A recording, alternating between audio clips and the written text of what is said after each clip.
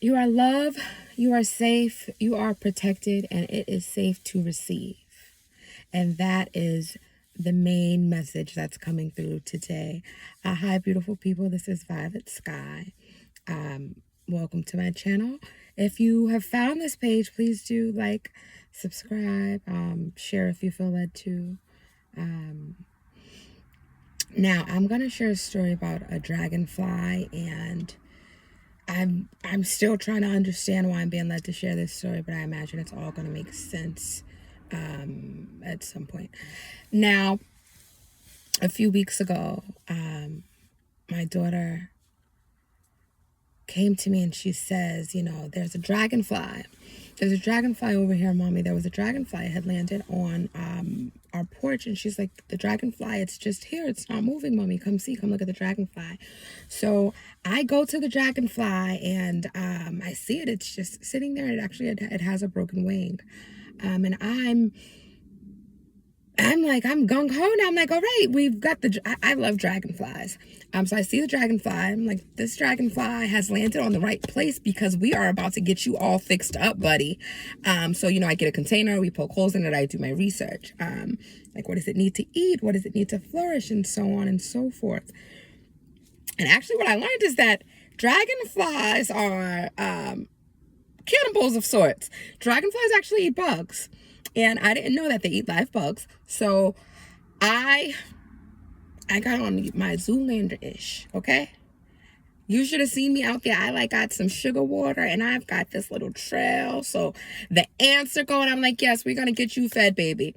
So I do everything for this dragonfly. I get the food. I'm setting it up nicely in this box. And, you know, I'm checking on it. Some ants have went in there, but it's still trying to fly around. It's honestly not paying too much attention to the ants, to be completely honest, but that's neither here nor there. The point is that I put it in this box and it had everything that it needed, and I continued to, you know, check on it and so on and so forth, and it would be, you know, doing okay. It'd be, you know, it enjoyed the sugar water. Was really too much studying the ants. Some ants got away, some got stuck in the sugar water. That's neither here nor there.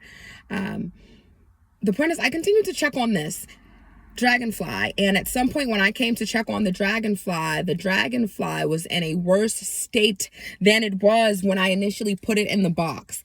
At some point when I went to go check on this dragonfly, the dragonfly's wings were broken. It appears that the dragonfly was trying to flutter around this box, and while the box was large, dragonflies are not made to be in a box, right? So the dragonfly flew around in the delicate wing. It went from having one cracked wing, one broken wing, to having just one wing. So before it had one good wing and one cracked wing. Now that cracked wing is a completely broken wing. So now it just has one wing, right?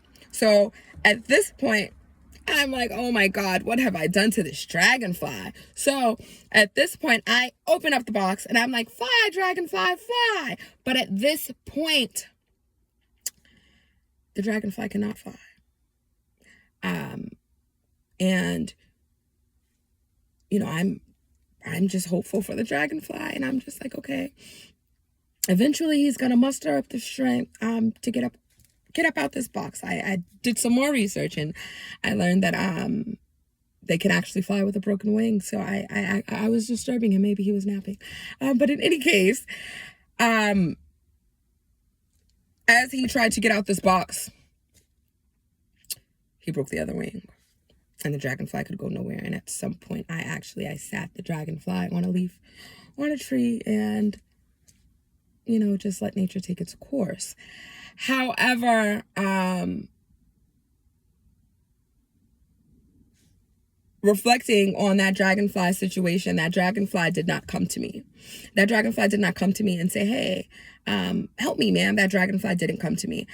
I damaged that dragonfly with the unsolicited assistance I provided, essentially. And furthermore,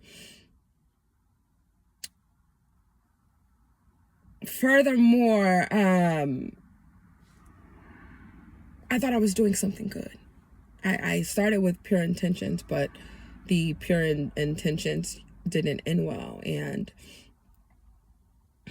okay, because I'm making sense of this message now. So some of you listening, you may have been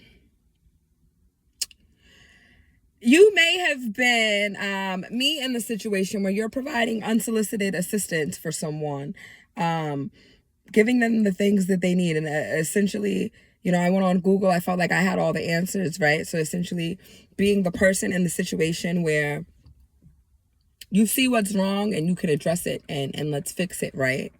But in some situations, not every situation is meant to have assistance. Some situations are meant to be lived through and experienced for yourself, for character building reasons, for karmic reasons, for whatever reasons. There are some situations, some scenarios that people are supposed to live through and experience and get through on their own, right? So sometimes we come in and we're trying to be helpful and we're trying to provide assistance and so on and so forth, but we're not supposed to do that. It's sort of like, you know, when you go see a counselor, a good counselor is not telling you what it is that you need to do. A good counselor could know what it is that you need to do, know how to exactly what it is that the problem is, have pinpointed it as soon as you begin telling the story, right? But a good counselor is not going to provide you with those answers. A good counselor is going to ask you the questions that will lead you to formulating your own understanding of your predicament, your own understanding of how to solve the problem, right? And some of you may have been the dragonfly in this era, and the reality of the situation is, right, that dragonfly that was in the box. Okay, now it does not matter. It doesn't matter that that dragonfly was in that box and was provided everything that it needed to be provided because it was the wrong environment. It doesn't matter that everything I need is here. It's not, here is not where I'm supposed to be. Right? If here is not where I'm supposed to be, then I'm not going to thrive here. I could have I could have all the money that I could ever need. I could have all the food I could ever need. I could have everything that I could never ever need, right? All the friends and so on and so forth. But if this is not the appropriate environment for me, then it does not matter, right? It doesn't matter. It does not matter how much. If you get a fish, if you get a saltwater fish, right, and you throw it in a tank with freshwater fish, right? It does not matter that that's water. It doesn't matter, right? Some people think all the fish needs is water. No, it's a specific type of water, right? That has certain minerals and nutrients and so on and so forth that are specific to this animal's environment, to their thriving, to their growth, right? So I'm not sure if I'm not sure if you've been the person who's been in that boat where you're providing the assistance, or if you're the dragonfly who's in the environment that doesn't work. But either way, okay.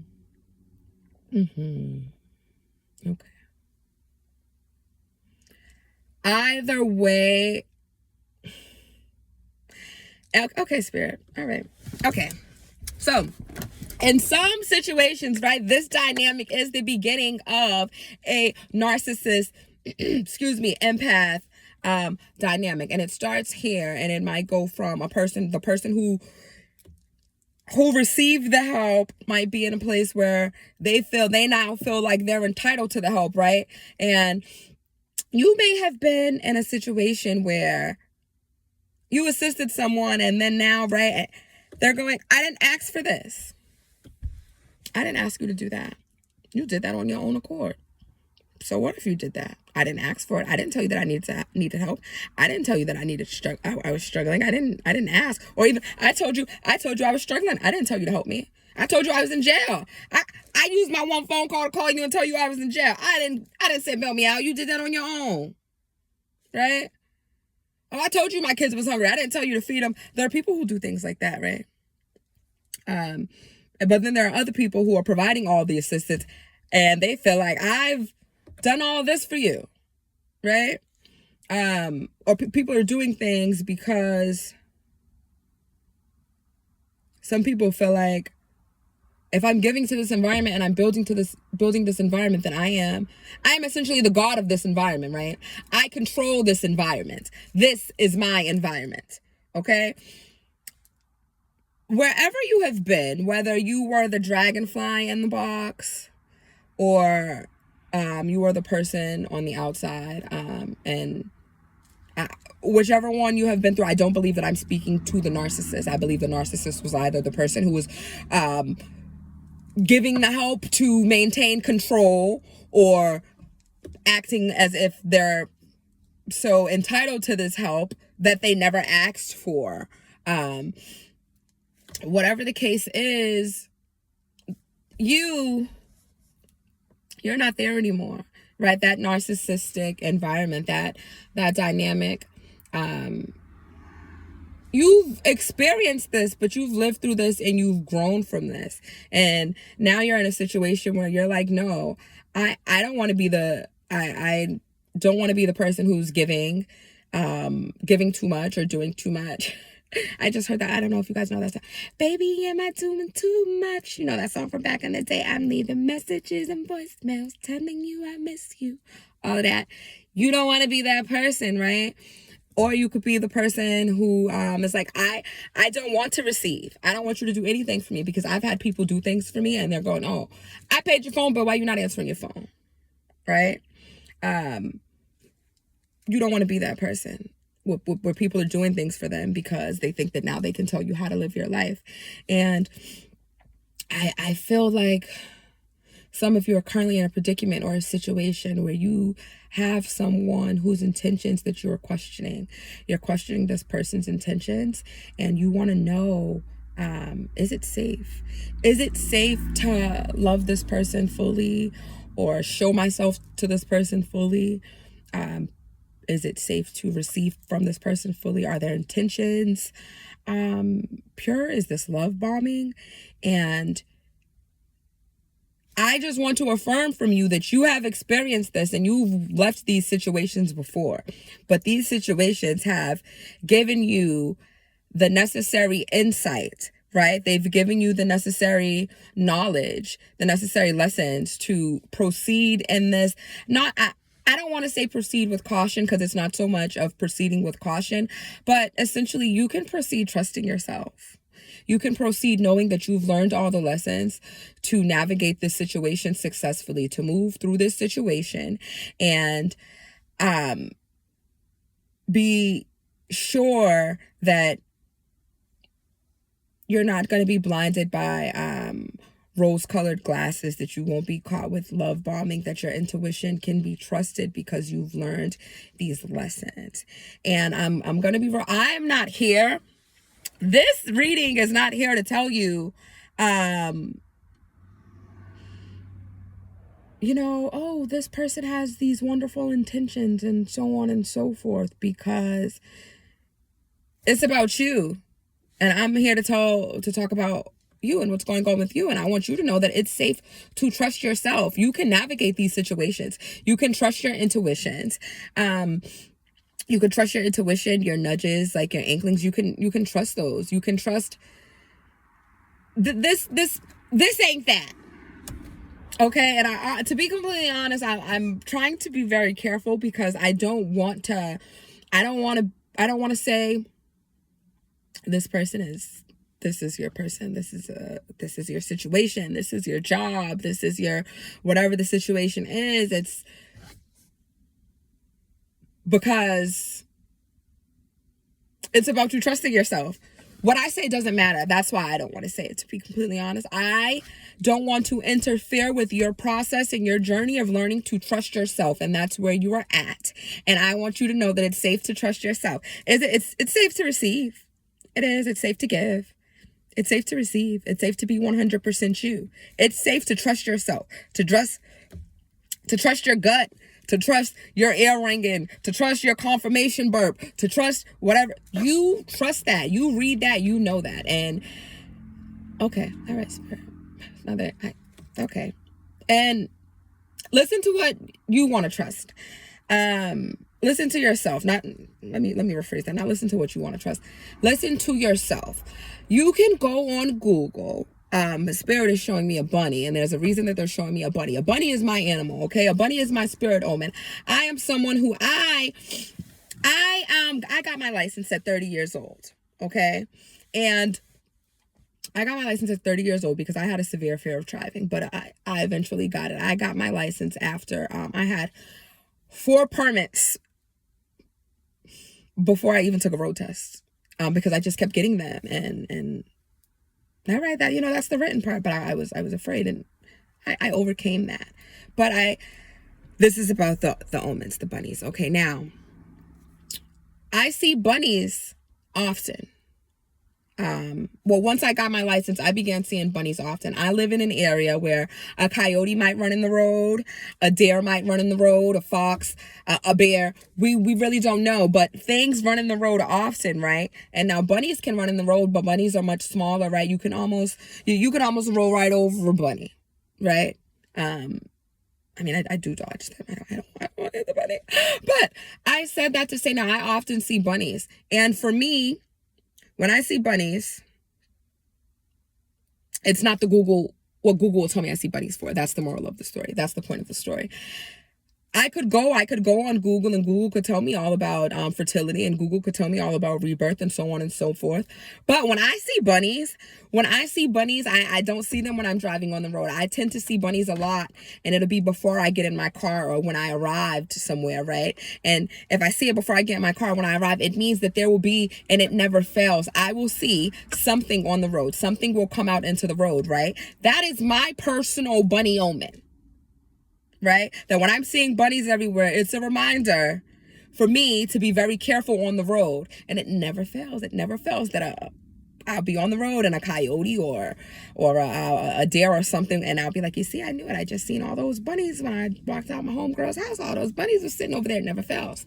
And I said that to say sometimes you might see, yes, that's okay to go Google angel numbers and so on and so forth, but Spirit would like for you to tap into yourself and to pay attention to exactly what is going on with you when you're seeing these angel numbers, exactly what's going on in your life when you're seeing angel numbers or when you're seeing omens, because some of them can be specific to you, right? Maybe you went to a zoo, right? Maybe you went to a zoo. And you had some special encounter with a peacock while you were with a specific person who maybe is your living spirit guide or an ancestor who is gone, who is no longer with us, who's in the other realm. And right, so that peacock, although peacocks have a meaning on Google, right? Perhaps peacock is something that they send you to let you know that they're here and that they hear you and that they support you because you guys had this experience with a peacock. You know what I mean? So that's something that I'm, tapped into for you guys to pay attention to, what your specific omens are, what your specific omens, spirit animals, angel numbers, what they mean for you, rather than what Google tells you or what someone else tells you. Oh, they mean this. Yes, that is true. Things have spiritual meanings. You definitely want to take that into account, but listen to yourself. Use your own intuition.